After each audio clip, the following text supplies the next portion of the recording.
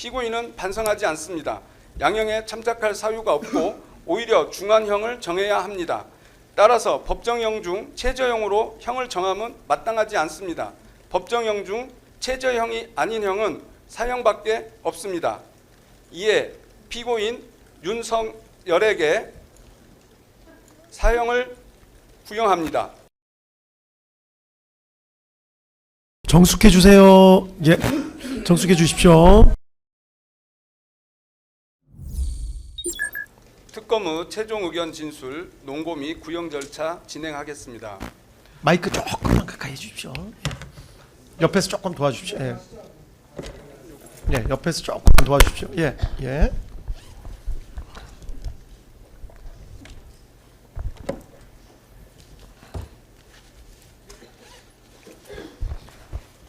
특검의 최종 의견 진술, 논고 및 구형 절차 진행하겠습니다.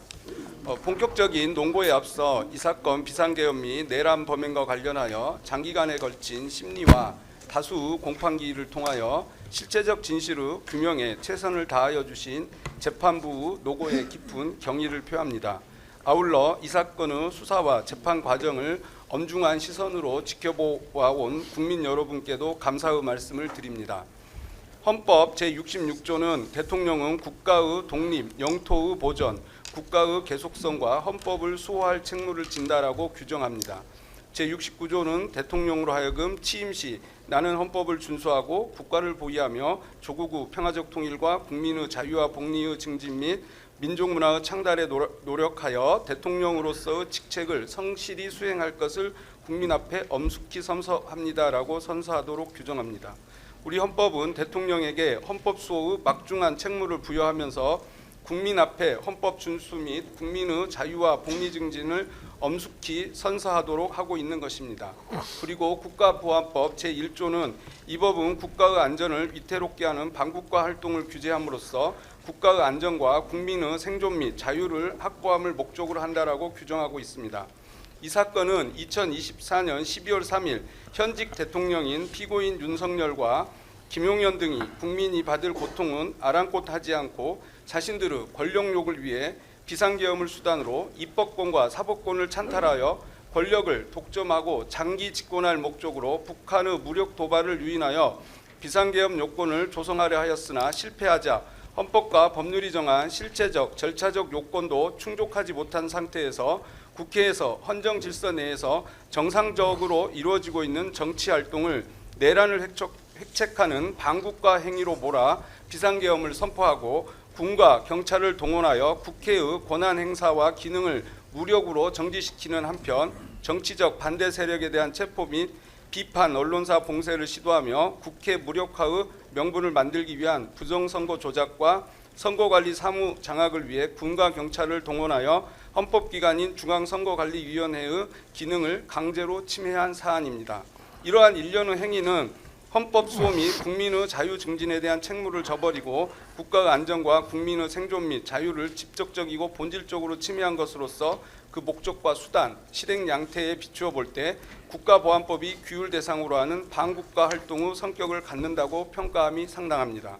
나아가 이 사건은 피고인들이 명분으로 지목하였던 이른바 반국가 세력이 실질적으로는 누구였는지를 명확히 드러냅니다. 국회와 중앙선거관리위원회 무장 군입 난입과 언론사 단전 단수 시도 등 우리 헌정사에서 전례를 찾기 어려운 반국가 세력에 의한 중대한 헌법 질서 파괴 사건이라 할 것입니다. 특히 이 사건은 대통령 등의 단순한 권한 남용이나 입법한 국정 운영의 차원을 넘어 장기 집권을 위해 헌법이 설계한 국가 작동 구조를 무력화하고 군사력과 경찰력에 의해 국가 권력과 통치 구조를 재편하려 한 내란 범행이라는 점에서 국민과 국가에 준 충격과 불안은 이루 말할 수 없을 정도로 컸습니다. 비상계엄 선포 직후부터 국민은 1980년의 전두환, 노태우 세력의 비상계엄과 권력 찬탈의 기억을 떠올리며 극도의 불안과 분노를 표출하였고 국회 선관위 봉쇄, 정치인 체포 및 언론사 봉쇄 시도, 무장한 군과 경찰의 대규모 동원이라는 일련의 사태는 대한민국이 쌓아올린 민주주의와 법치주의의 성취가 일순간에 무너질 수 있다는 위기의식을 사회 전반에 확산시켰습니다.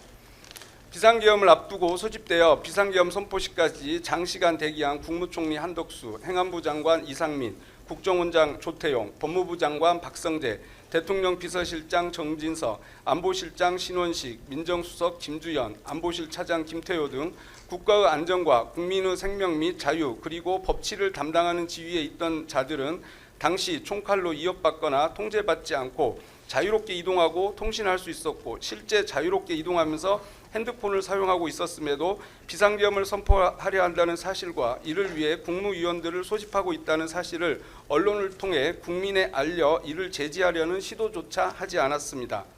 그들 중 단 한 명이라도 문자 메시지 등 통신으로 비상계엄 선포 예정을 외부에 알렸다면 2024년 12월 3일 비상계엄의 실행은 현실적으로 불가능하였을 것입니다. 정부와 대통령실에서 공직을 맡았던 자들은 국가의 안전과 국민의 생명, 자유가 중대하게 위협받는 상황에서 국민과 국가에 대한 봉사자로서의 책무에 따른 국가와 국민에 대한 충성을 저버리고 피고인 윤석열에 대한 충성과 그에 따른 권력 공유에 대한 탐욕을 선택하였습니다.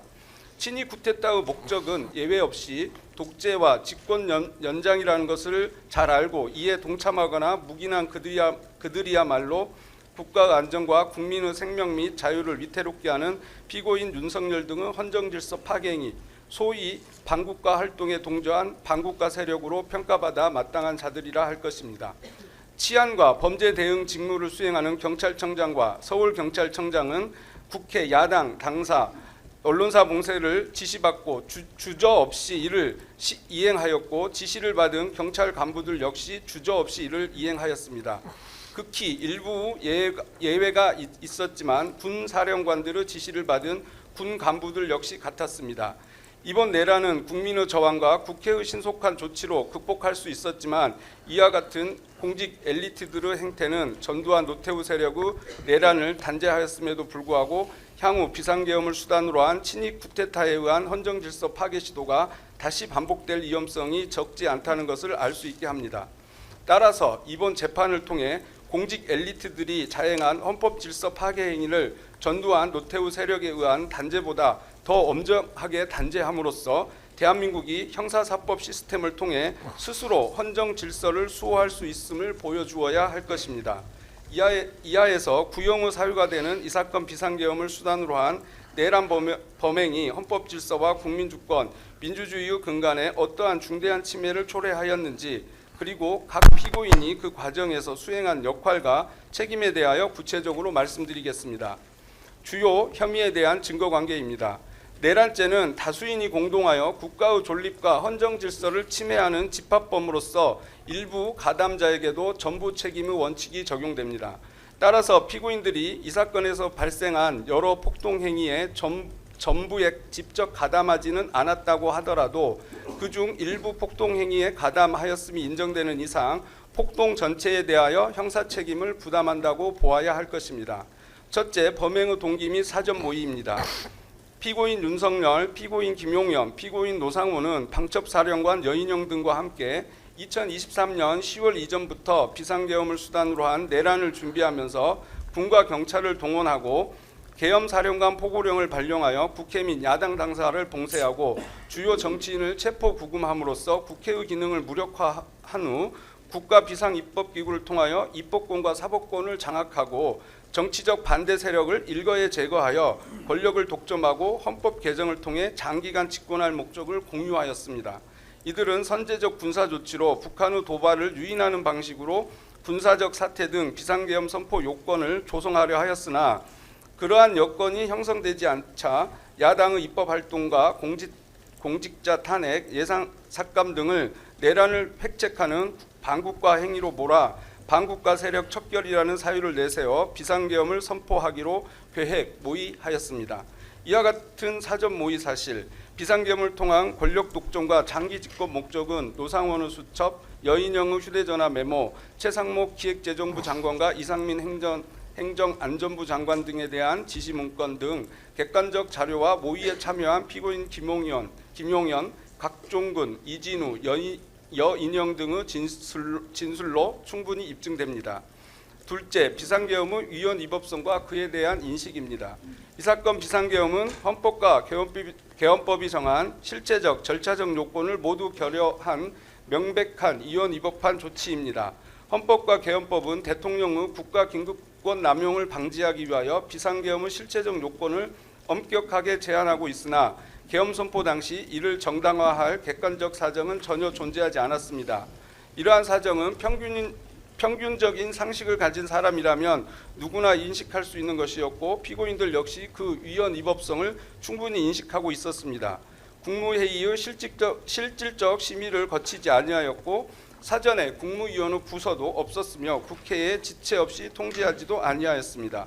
이와 같은 절차적 하자는 한덕수 국무총리, 최상목 기획재정부 장관 등의 진술로 충분히 입증됩니다. 셋째, 위헌 위법한 포고령 발령입니다. 이 사건 폭동 실행 과정에서 헌법과 법률에 반하는 포고령을 발령하고 이를 근거로 계엄 해제 요구안 의결을 위하여 국회에 진입하려는 국회의원을 체포하려 하였으며 계엄에 반대하는 국민의 정치적 의사표시를 제한하는 등 국민을 강압하였습니다. 이와 같은 포고령의 위헌 위법성은 과거 유사한 내용의 포고령 조항이 위헌 위법하다고 판단된 다수 판례와 피고인 윤석열 및 피고인 조지호에 대한 헌법재판소의 탄핵 결정 등에 의하여 명확히 확인됩니다. 따라서 포고령 발령 및 집행 행위가 폭동 행위에 해당한다는 점은 충분히 입증됩니다. 넷째, 군경을 동원한 국회 봉쇄 및 출입 통제입니다. 이 사건 내란 실행 과정에서 군과 경찰을 동원하여 국회를 봉쇄하고 국회의원들의 본회의장 진입을 차단함으로써 국회의 계엄 해제 요구안 의결을 방해하였습니다.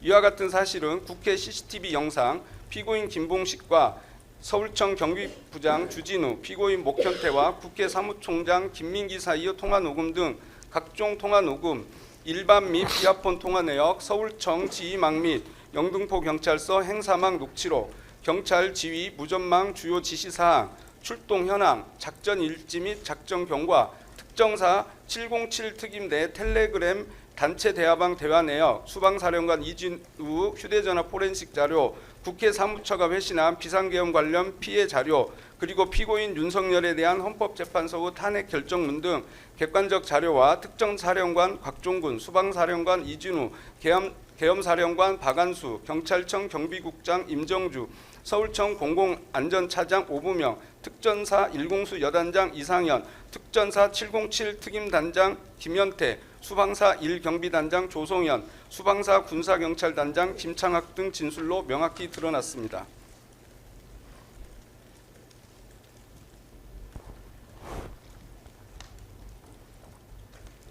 다섯째, 군경을 동원한 중앙선거관리위원회 봉쇄 및 출입 통제입니다. 이 사건 내란 실행 과정에서 중앙선거관리위원회 과천청사를 점거하고 서버실을 폐쇄한 한편 제2수사단을 이용하여 선관위 주요 직원들에 대한 체포를 시도함으로써 선관위의 기능을 마비시켰습니다. 롯데리아 안산 상록수점 및 선관위 CCTV 영상, 피고인 노상원 차량 블랙박스 영상, 국방부 조사본부 수사관 명단과 이를 기초로 한 국방부 일반 명령, 국방부 인사명령 초안, 비합본 및 일반 전화 통화 내역, 각 부대 출동 현황 등 객관적 자료와 방첩사령관 여인영, 정보사령관 문상호, 국방부 관계자 및 선관위 직원 등의 진술로 충분히 입증됩니다. 또한 경찰과 특전사 병력은 선관위 외곽 및 주요 시설에 대한 경계와 점거, 출입 통제를 실행하였으며 이는 선관위 CCTV 영상, 112망 무전기록, 작전 일지 및 작전 경과보고 등 객관적 자료와 관련 지휘관들의 진술로 확인됩니다. 여섯째, 주요 정치인 등 체포조 운영입니다. 이 사건 내란 실행 과정에서 국회의원과 주요 정치인 등 이른바 반국가 세력으로 지목한 인사들의 신병을 확보할 목적으로 합동체포조를 편성 운영하였습니다. 이와 같은 사실은 반국가 세력 합동체포조 관련 계획이 기재된 방첩사령관 여인영의 휴대전화 메모와 피고인 노상원의 수첩, 국수본 및 경찰 간부와 방첩사 국방부 조사본부 관계자들 사이의 통화 녹음, 피고인 윤석열과 국정원 1차장 홍장원, 피고인 조지호와 방첩사령관 여인영 등 주요 인물들 간의 통화 내역, 카카오톡 단체 대화방 대화 내역, 홍장원 1차장의 자필 메모, 실무자들 사이의 통화 및 문자 메시지 내역, 비상대기 인력 현황과 부대 일지, 그리고 피고인 윤석열에 대한 헌법재판소 탄핵 결정문 등 객관적 자료와 방첩사령관 여인영, 국방부 조사본부장 박헌수, 국정원 1차장 홍장원, 방첩수사단장 김대우, 방첩사 수사조정과장 구민혜 등의 진술로 충분히 입증됩니다. 일곱째, 주요 언론사 단전 단수 및 민주당사 봉쇄입니다. 정치적 반대 세력 제거를 위해 일공수 여단 등 특전사 병력을 투입하여 민주당사를 봉쇄하고 당사 내부에 있던 인원 전원을 강제로 끌어내려 하였고, 언론사 단전 단수를 통한 봉쇄를 통해 비상계엄 반대 여론 확산을 차단하려 하였습니다. 이와 같은 사실은 특전사 작전 일지, 일공수 여단장 이상현과 부대원 간의 통화 녹음 등 객관적 자료와 특전사령관 곽종군, 일공수 여단 참모장 김병준, 3대 대장 장희재 등의 진술과 행정안전부 장관 이상민의 지시를 하달받은 소방청 관계자들의 진술로 충분히 입증됩니다. 피고인들 양형 관련입니다. 형법 제51조 양형의 조건은 형을 정함에 있어서는 범인의 연령, 성행, 지능과 환경, 피해자에 대한 관계, 범행의 동기, 수단과 결과, 범행 후 정황 등을 참작하여야 한다고 규정하고 있습니다. 이 사건 내란 범행의 중대성에 대하여 말씀드린 후 피고인들에게 개별적으로 적용되는 양형의 조건들을 살펴보는 방법으로 피고인들에 대한 구형 의견을 진술하겠습니다. 내란 범행의 중대성.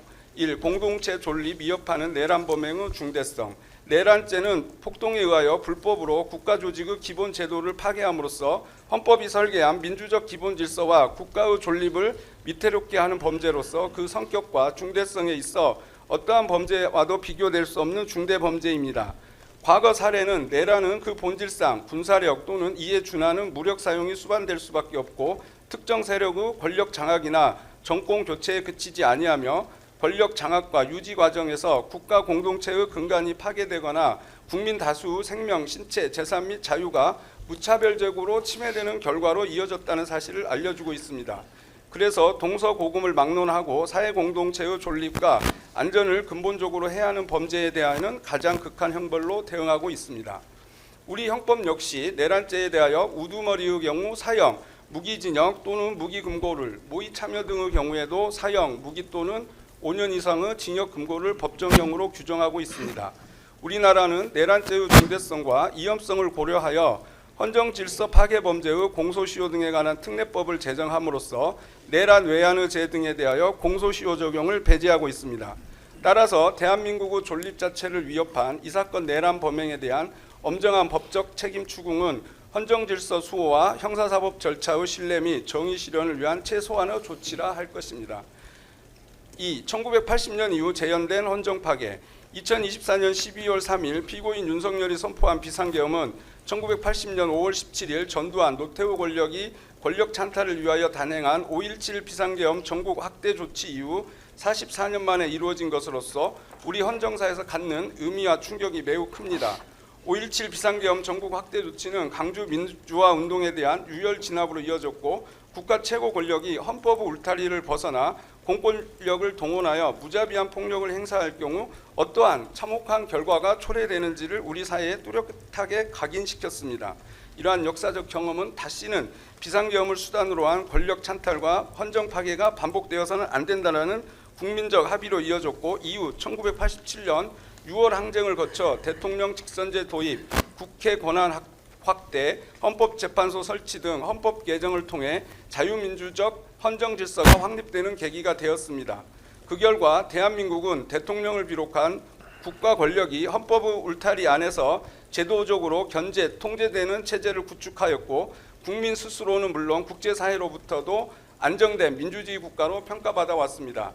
그런데 이번 비상계엄 선포와 이 사건 내란 범행으로 인하여 그동안 어렵게 쌓아왔던 대한민국은 안정된 민주국가라는 국민의 자긍심과 국제사회의 신뢰는 심각하게 훼손되었습니다. 3. 정치적 중립 및 국민에 대한 충성 의무 있는 군경동원.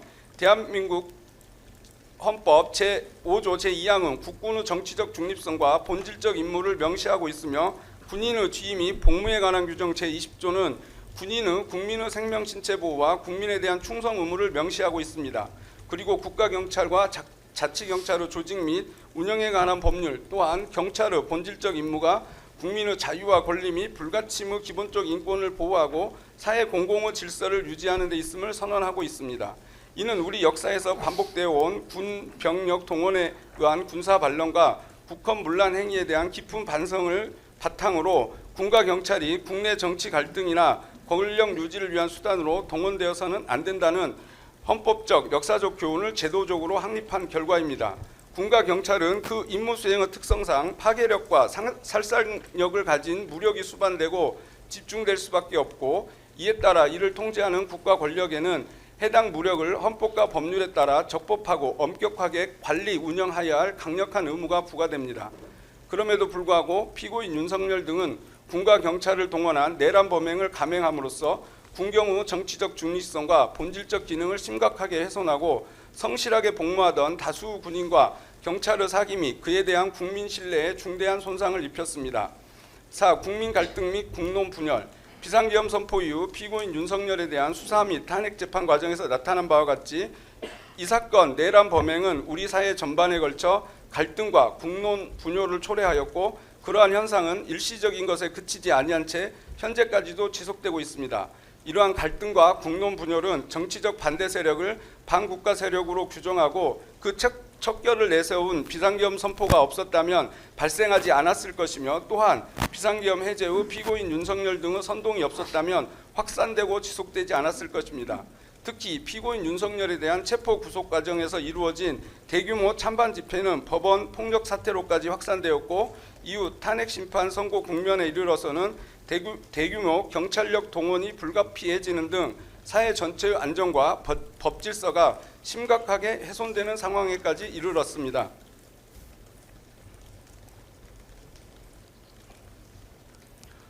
5. 대한민국 경제 상황 악화 및 국가 신인도 추락. 비상계엄 선포 이후 환율 급등, 주가 급락, 소비 심리 위축 등 즉각적이고 중대한 경제적 충격이 발생하였고, 이는 단기적 시장 변동을 넘어 경제 전반의 불안정성을 심화시켰습니다. 비상계엄과 탄핵 정국이 이어지는 과정에서 주식시장은 큰 폭의 하락을 기록하여 막대한 시가총액이 증발하는 등 국가 경제에 중대한 부담을 초래하였습니다. 나아가 국책연구기관과 한국은행은 해당 사태와 정치적 불안정이 경제 성장률 하락의 주요 요인으로 작용하였음을 공식적으로 평가하고 있으며, 이 사건 내란 범행이 거시경제 전반에 실질적인 악영향을 미쳤음이 확인됩니다. 더욱이 이 사건은 대한민국 민주주의 수준과 국가 경쟁력에 대한 국제적 평가에도 중대한 타격을 주어 주요 국제기관의 민주주의 지수 및 국가 경쟁력 순위가 하락하고 해외 언론 역시 이를 헌정 질서와 민주주의의 중대한 후퇴로 평가하였습니다. 이러한 평가는 대한민국이 장기간 축적해온 국가 신뢰와 국제적 이상을 단기간에 훼손하는 결과를 초래하였으며, 그 부정적 영향은 장기간 지속될 가능성이 큽니다. 특히 국가 신인도와 민주주의에 대한 신뢰는 일단 훼손될 경우 회복에 상당한 시간과 비용이 소요된다는 점에서 이 사건 내란 범행이 초래한 부정적 영향은 결코 가볍게 평가될 수 없습니다. 6. 재발 방지 필요성. 민주주의는 인간의 존엄과 자유를 실현할 수 있는 최고의 정치 제도이지만, 역사적 경험에 비추어 볼 때 극단적인 정치 세력에 의해 파괴될 수 있음이 분명합니다.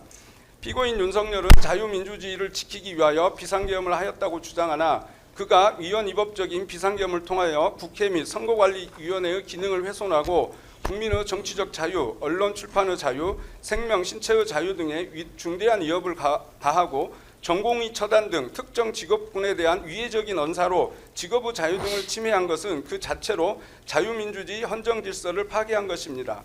나아가 이 사건은 비상계엄의 준비와 실행이 대통령 개인의 단독적 판단에 따른 것이 아니라, 이를 인식하고도 비상계엄 성공 후 권력 공유를 위해 다수 공직 엘리트들의 동조와 방임에 따라 실행에 이른 구조적 사안입니다. 이와 같은 사실관계는 이번 비상계엄을 수단으로 한 내란 범행이 충분히 제지될 수 있었음에도 제지되지 않았다는 점에서 향후 유사한 헌정질서 파괴 시도가 다시 반복될 위험성이 결코 작지 않음을 보여줍니다. 대한민국은 4.19 혁명, 5.18 민주화운동, 6월 민주화운동 등 민주주의 쟁취를 위한 수많은 희생의 역사를 지니고 있는 바, 이러한 역사적 경험에 비추어 볼 때 다시는 권력의 독점과 유지를 목적으로 민주주의가 훼손되는 일이 반복되어서는 안 됩니다. 따라서 이 사건 법정에서 피고인들과 그에 가담하거나 동조한 세력에 대한 엄정한 책임 추궁과 단죄는 헌정 질서를 수호하고 재발을 방지하기 위한 필수적인 조치라 할 것입니다.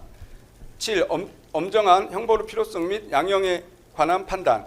일반적으로 사회 공동체의 존립과 안전을 근본적으로 해하는 범죄에 대하여는 동서고금을 막론하고 가장 엄정한 형벌로 대응해 왔으며 형벌의 양정에 있어서는 범행 이후 태도, 특히 진정한 반성 여부가 가장 중요한 고려 요소로 작용하여 왔습니다. 이는 형벌이 단순한 응고에 그치는 것이 아니라 공동체의 기본 질서를 수호하고 유사 범행의 재발을 방지하기 위한 규범적 기능을 수행하여야 하기 때문입니다. 그러나 피고인 윤석열 등은 이 법정에 이르기까지 자신의 행위가 헌법 질서와 민주주의에 어떠한 중대한 침해를 초래하였는지에 대하여 진지한 성찰이나 책임 인식을 보이고 있지 않습니다. 오히려 피고인 윤석열 등은 독재와 장기 집권이라는 권력욕에 따른 위헌위법적인 비상계엄의 선포와 실행을 자유민주주의 수호를 위한 통치행위라고 경강부회하고 있습니다. 8. 이 사건의 가장 피해자인 국민의 엄벌 호소. 이 사건 내란 행위로 인한 가장 큰 피해자는 독재와 권위주의에 맞서 오늘의 민주주의와 자유를 피와 희생으로 지켜낸 우리 국민입니다. 국민의 숭고한 희생으로 지켜온 민주주의와 법치 등 소중한 헌법 가치와 자유 등 핵심 기본권이 이 사건 내란 행위로 한순간에 무너져 버렸습니다. 피고인 윤석열 등의 이 사건 내란 행위로 인해 국민이 받은 충격과 공포, 불안, 상처, 상실감은 이루 말할 수 없고 국민이 입은 이와 같은 피해들은 피고인들이 그 어떤 노력을 하더라도 회복이 불가능합니다. 피고인 윤석열 등은 국민으로부터 용서받지 못하였고 용서받을 마음도 태도도 없어 보입니다. 이에 국민은 강력한 처벌을 희망하고 있고 정의 수호 마지막 보루인 법원이 그 역할을 해줄 것을 기대하며 믿고 있습니다. 피고인들 개별 양형 사유입니다. 피고인 윤석열. 피고인은 대통령으로서 이 사건 범행의 모의 단계부터 실행 단계까지 주도한 내란 우두머리로 그 법정형이 사형 또는 무기징역, 무기금고밖에 없습니다. 결국 법정형 하한을 강경할 것인지와 피고인에게 부과할 형으로 사형과 무기를 선택할 것인지는 기본적으로 형법 제51조에서 양형의 조건으로 정한 피고인의 연령, 성행, 지능과 환경, 피해자에 대한 관계, 범행의 동기, 수단과 결과, 범행 후 정황 등을 종합적으로 고려하여 판단해야 합니다. 먼저 피고인의 연령, 성행, 지능과 환경 등을 살펴보면 이 사건 범행은 피고인이 대통령의 지위와 권한을 악용한 지능적, 계획적, 조직적 범행으로 연령, 성행, 지능과 환경 등 측면에서 피고인에게 특별히 유리하게 참작할 사정은 존재하지 않습니다. 오히려 법률가로서 검찰총장까지 지낸 피고인은 대통령으로서 누구보다 앞장서 헌법을 준수하고 헌법 질서를 수호해야 할 의무가 있다는 점을 잘 알면서도 헌법 질서 파괴로 나아간 점에서 비난받아 마땅합니다.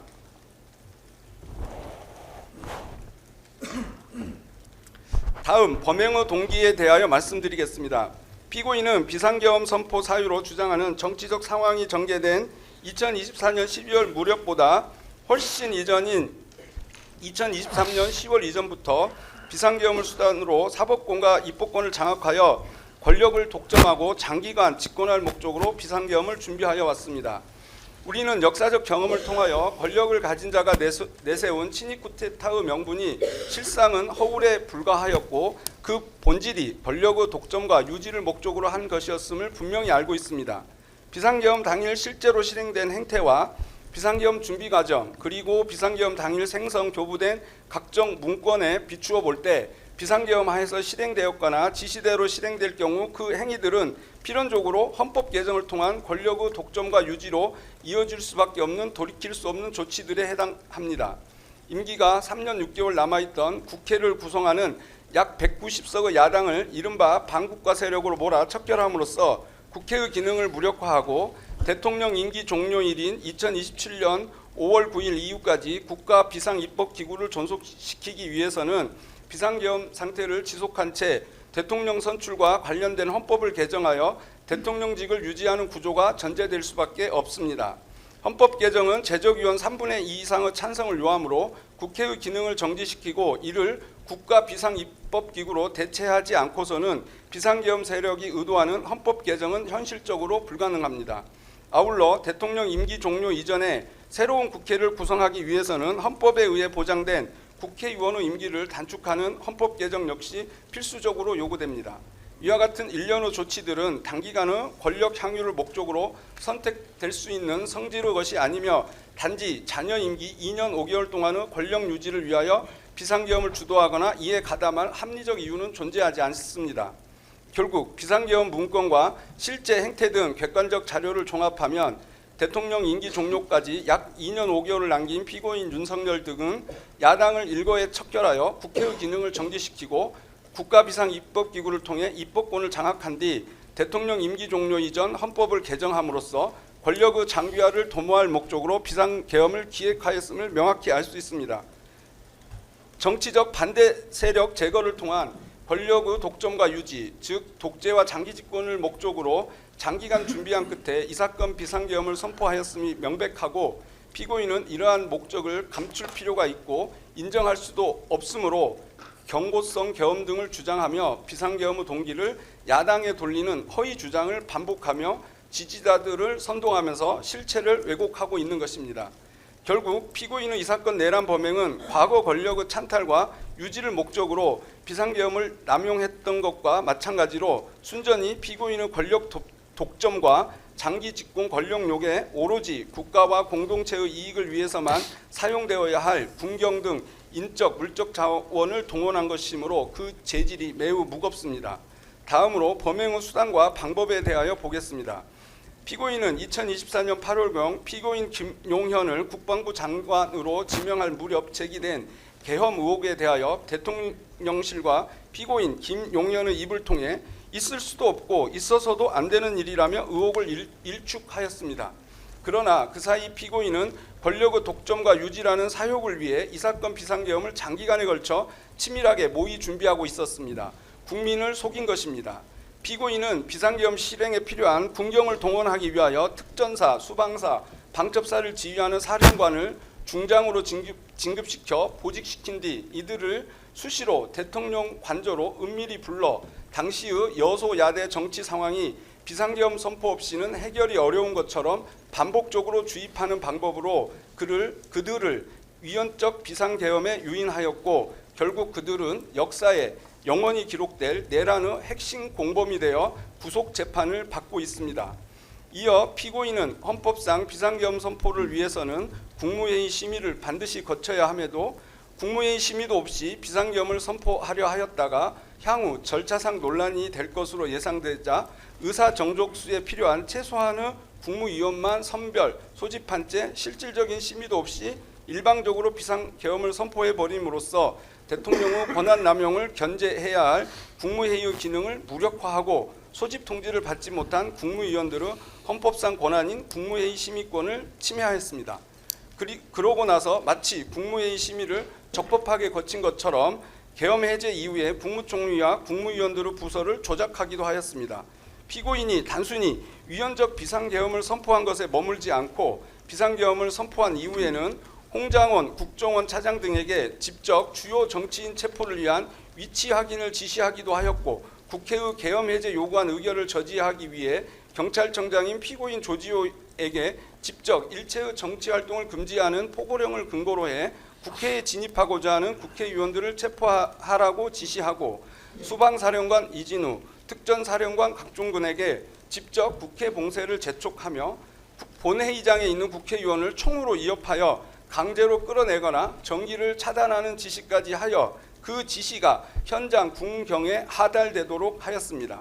피고인은 국회가 계엄 해제 요구안을 의결한 이후에도 지체 없이 계엄 해제를 선포하지 않은 채 국회의 해제 요구를 거부하거나 비상계엄을 선포할 방안까지 모색하다가 국회의 비상계엄 해제 의결 후 군의 태도가 소극적으로 바뀌어 따르지 않을 것으로 보이자 계엄 해제를 공표할 수밖에 없게 된 것이며 자발적으로 중단한 것이 아닙니다. 피고인은 비상계엄 선포 요구를 조성하기 위하여 북한의 무력 도발을 유인하기 위해 선제적 군사 조치를 기획하고 실행까지 하였습니다.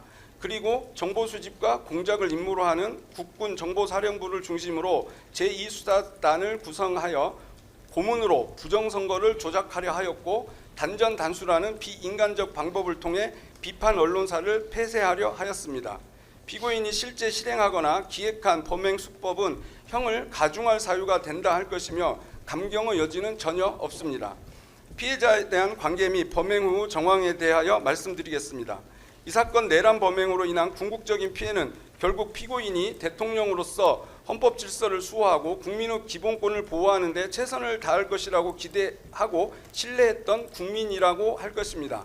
그러나 피고인은 계엄 선포 이후 국가와 사회에 엄청난 피해와 해악을 초래한 이 사건 내란 범행을 진지하게 반성하기는커녕 국민에게 단 한 번도 제대로 사과를 한 적이 없습니다. 오히려 독재와 장기 집권을 위해 이 사건 비상계엄을 선포한 이유를 숨긴 채 비상계엄의 원인을 야당 탓으로 돌리고 경고성 또는 호소형 계엄 등의 납득하기 어려운 주장을 하며 이 사건 비상계엄이 정당한 것처럼 지지자들을 선동하고 사회 분열과 국민 상호간 반목을 부추기는 등 국민을 분노케 하고 있습니다. 피고인의 이와 같은 행위는 급기야 피고인의 선동에 영향을 받은 정치인 등의 피고인 체포방해 시도와 일부 극렬 지지자들의 서울 서부지방법원 폭동 사태를 유발하기도 하였습니다. 나아가 피고인은 구속된 이후에도 수사 및 재판 절차에 성실히 임하기는커녕 정당한 사유 없이 출석을 거부하거나 조사를 회피하는 등 형사사법 절차 자체를 경시하는 태도를 보여왔습니다. 이는 자신의 범행에 대한 책임을 인정하거나 진실을 밝히려는 최소한의 자세조차 결여되어 있음을 드러내는 것으로서 피고인에게 어떠한 반성의 기미도 찾아볼 수 없음을 명백하게 보여주고 있습니다. 또한 피고인은 탄핵 심판과 이 사건 재판 과정에서 피고인의 지시로 범행에 가담한 하급자들에게 용서를 구하고 그들의 가담 행위에 책임지려는 자세를 보이기는커녕 용기를 내어 사실대로 진술하는 사람들을 거짓말쟁이로 몰아세우는 등으로 그 책임을 전가하는 무책임한 모습을 보이고 있습니다. 재발 가능성에 대하여 살펴보겠습니다. 1980년 5.17 비상계엄 전국 확대 조치 이후 민주화를 거치고 재판을 통해 1997년 5.17 군사 반란 등을 주도한 전두환, 노태우 두 전직 대통령을 무기징역 등으로 단죄하면서 우리 국민은 다시는 비상계엄을 수단으로 한 친위 쿠데타가 일어나지 않을 것으로 생각했고 이 사건 비상계엄 선포 당시에 많은 국민이 비상계엄 선포 소식을 듣고 가짜 뉴스로 취급하였습니다. 하지만 전두환 노태우 세력 단죄의 역사가 있음에도 비상계엄을 수단으로 내란을 획책한 피고인을 비롯한 공직 엘리트들의 행태를 통해 국민은 비극적 역사가 반복되지 않도록 다시금 전두환 노태우 세력에 대한 단죄보다 더 엄정한 단죄가 필요함을 실감하게 되었습니다. 따라서 피고인에 대한 형을 정함에 있어서는 재발 가능성을 진지하게 고려할 필요가 있습니다. 내란 우두머리죄에 대한 법정형은 최고 사형, 최저 무기금고입니다.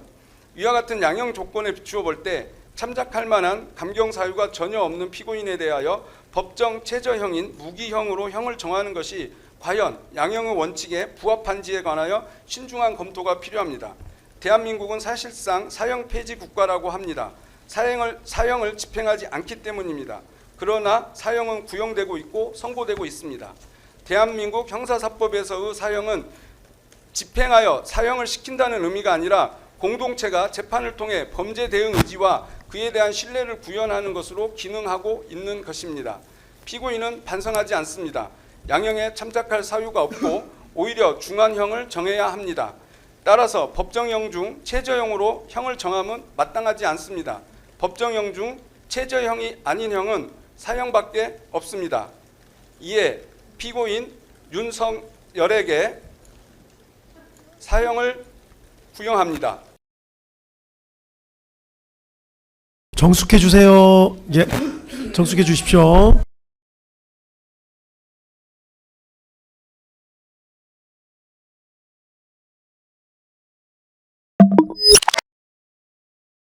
예, 피고인 김용현부터 진행하겠습니다. 피고인 김용현 관련